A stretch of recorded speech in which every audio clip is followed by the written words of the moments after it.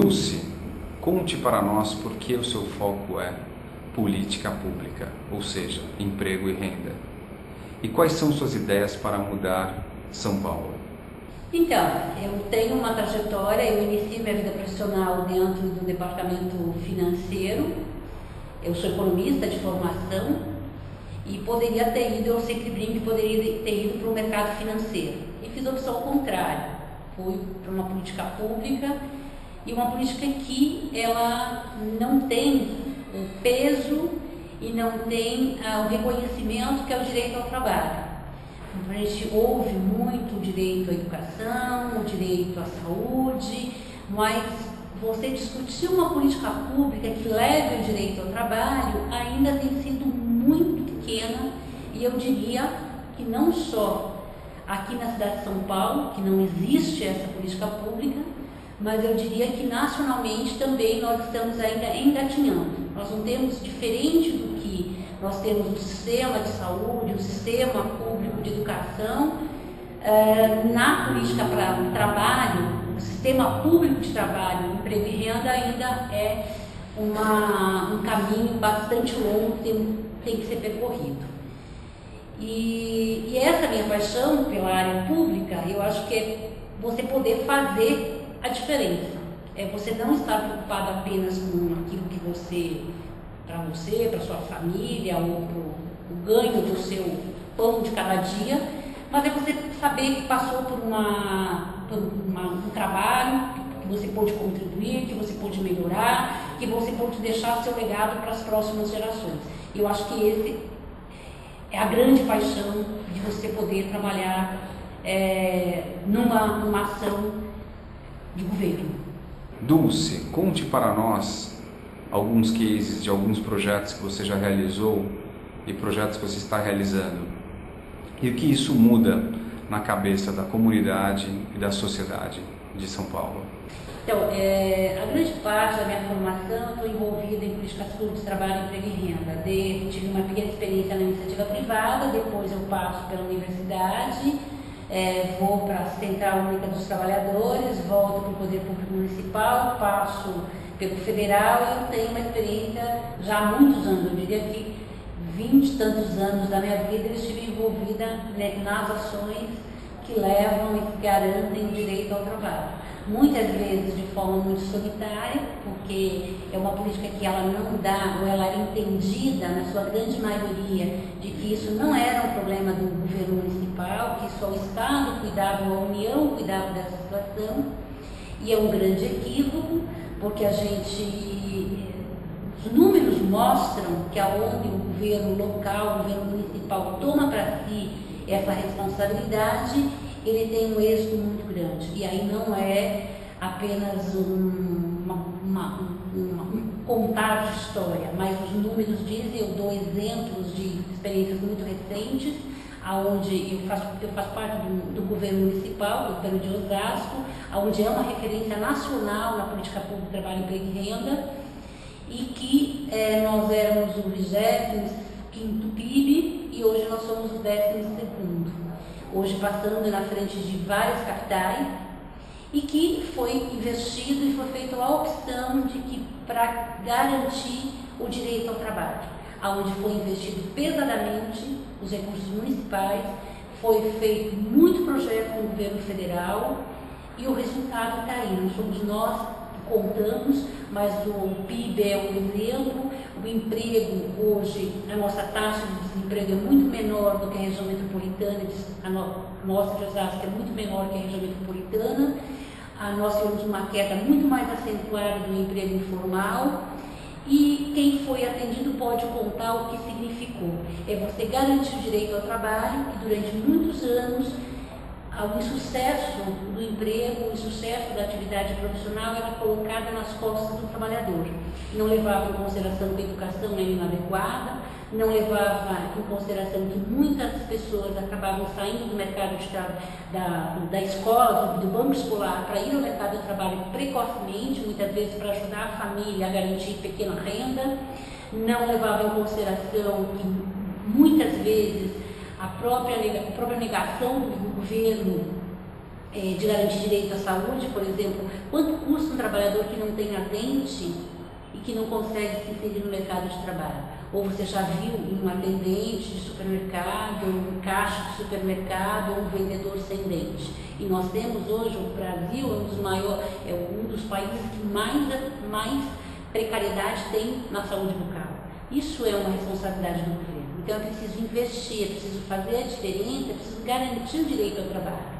Que todos nós gostamos e nos sentimos felizes, ou a grande maioria dos brasileiros, quando você consegue voltar para casa e dizer: eu consigo andar com minhas próprias pernas e ganhar meu próprio sustento. Então, acho que isso é garantir o direito ao trabalho, é garantir que a educação seja de qualidade, de que o trabalhador que saindo do banco escolar precocemente tenha condições de voltar, de elevar a sua escolaridade, porque nenhuma nação consegue ter sucesso se ela não conseguir dividir isso com todos os seus trabalhadores. Então, é muito comum hoje você ouvir falar em apagão de mão de obra qualificada, e por outro lado nós temos um exército de pessoas que não conseguem inserção no mercado de trabalho.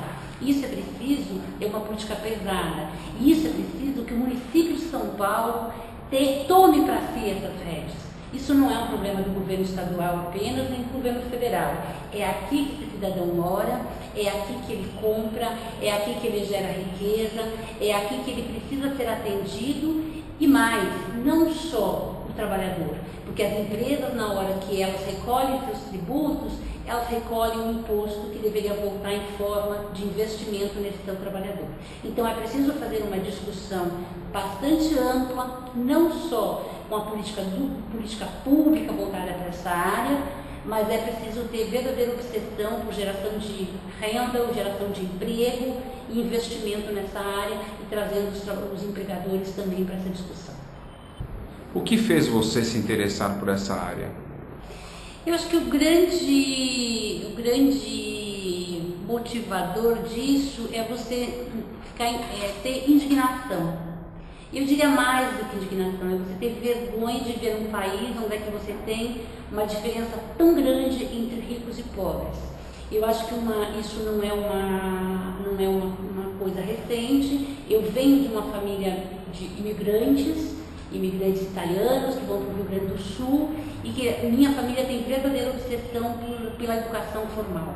Então, independente de qualquer coisa, você tem o sucesso, você tem o teu espaço a partir do momento que você acessa essa educação formal. E a grande maioria dos trabalhadores que hoje estão em situações precárias não tiveram esse direito garantido. Então isso me traz muita indignação, me traz muita vergonha. E eu digo que enquanto a gente não tiver um aumento muito grande de pessoas que tenham essa preocupação, não dá para você viver um país que entre ricos e pobres você tenha tanta diferença de renda. Não dá para você discutir um país que ele é a quinta maior economia do mundo, e na situação de distribuição de renda nós estamos em 160 e lá vai fumaça. Então isso é preciso a gente se indignar e ter vergonha disso. Eu acho que isso para mim é uma grande missão. Eu não coloco e vejo isso muito como um direito, porque que uma parte da população consegue acessar e outra não. Acho que essa é a grande indignação. E os resultados é muito interessante, porque você não colhe o resultado, você não espera o resultado individualmente, você constrói, você trabalha, e isso ninguém sabe quem é que fez, você não importa, você é um anônimo no meio dessa multidão que você trabalha. Então você não é uma troca, você está mudando uma geração, você está mudando vidas, você está mudando, contribuindo para a melhoria de uma geração inteira. Você percebe a diferença, você tem o individual, mas você tem o coletivo. E o coletivo você consegue perceber através de números, através de mudança da estatística, daquilo que eu falei, que eu te contei em relação, olha, isso aconteceu não porque eu tenho olhos azuis, mas os dados mostram que nós éramos o 25º e hoje somos o 12º. Mostra que a nossa taxa de desemprego é muito menor, mostra que a precarização reduziu. São dados que não sou eu que estou dizendo, é os dados oficiais desse país que mostram que o município avançou e que melhorou, no nosso caso, no meu caso de Osasco, que eu executo essa política pública lá. Agora, individualmente, é a somatória de histórias que você vê, de depoimentos que as pessoas dão, de situações muito individuais. Por exemplo, quando foi lançado o Plano Brasil Sem Miséria, a personagem que foi escolhida para fazer um depoimento foi uma mulher de Osasco, das ações, do resultado, daquilo que nós estamos fazendo, até pelo reconhecimento que Osasco tem hoje no país como uma referência, e a gente dialoga com o governo federal, com governos da América Latina, de vários países do mundo, troca essas informações. E aí uma personagem que foi escolhida, uma pessoa muito humilde, que era do Bolsa Família, e ela chega na fala, que hoje esse vídeo circulou e continua aí disponível para quem queira ver, ela com uma autonomia e com empoderamento, ela chega e diz para a presidenta Dilma: olha, presidenta, eu sou uma mulher, eu sou presidenta de uma cooperativa, portanto eu falo de presidenta para presidenta, e aí ela tece todos os comentários e o que significou aquilo dela ter sido uma mulher do Bolsa Família, de ter feito capacitação, de ter feito elevação de escolaridade, de ter passado todo esse processo, e lá do outro lado hoje ela é uma empresária, que ela gera riqueza, que ela produz, que ela e mais X pessoas estão trabalhando e estão gerando riqueza.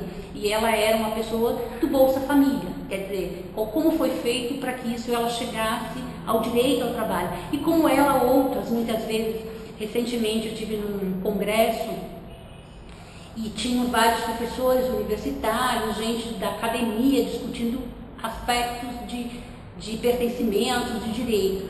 E tinha um menino muito jovem, negro, tá certo?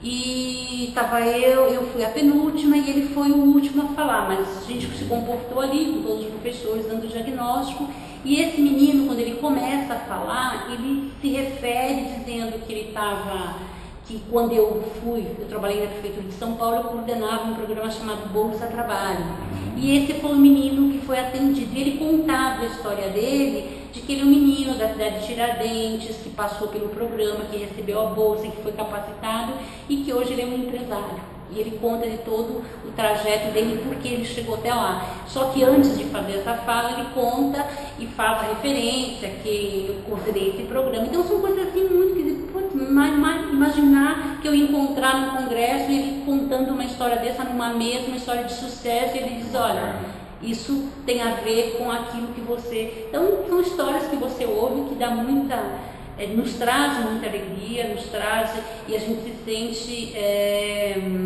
cumprindo um papel, deixando um legado, espero, para as futuras gerações. É isso que é uma grande paixão, que eu acho que não há dinheiro nenhum nesse mundo que pague isso. Eu sou uma apaixonada por essa área e acho que a gente precisa ir cada vez mais convencendo mais pessoas que o direito ao trabalho ele tem que ser discutido, ele tem que ser garantido, quer seja no governo federal, no governo estadual, no governo municipal, na porta, e mais do que isso, na porta do prefeito é que bate as demandas.